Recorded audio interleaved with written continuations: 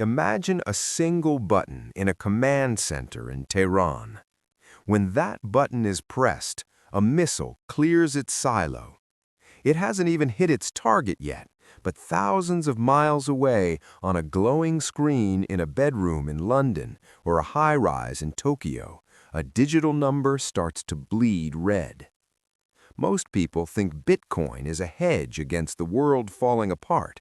They call it digital gold. But the moment the sirens go off in the Middle East, the math changes. The safe haven starts acting like a panicked tech stock. Here's the uncomfortable truth.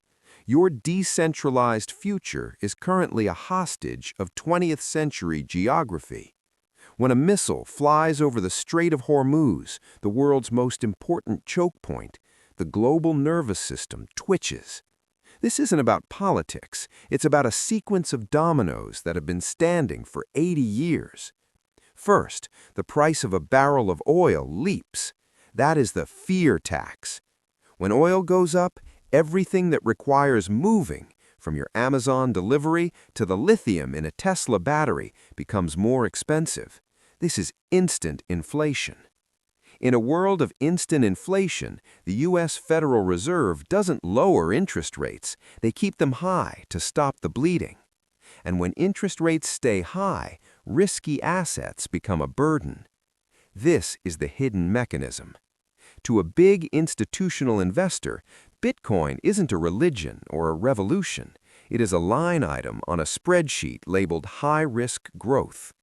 When a war starts, those investors don't look for revolution, they look for the exit. They sell their Bitcoin to buy the only thing that actually survives a cruise missile, the US dollar and physical bars of gold.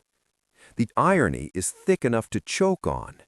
Bitcoin was built to bypass the traditional banking system, yet its price is currently tethered to the very systems it tried to escape. It's supposed to be the gold of the internet, but in the first 10 minutes of a conflict, it trades like a speculative bet on a Silicon Valley startup. The hype tells you that Bitcoin is the exit ramp from a failing world. The reality is that as long as the world's energy flows through a 21-mile-wide strip of water, the exit ramp is still paved with the same asphalt as the old road.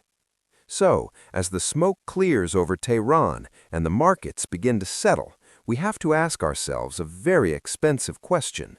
Is Bitcoin actually the hedge against chaos we were promised? Or is it just the world's fastest thermometer for how much trouble we're really in? Maybe the revolution isn't ready for the reality of the missile.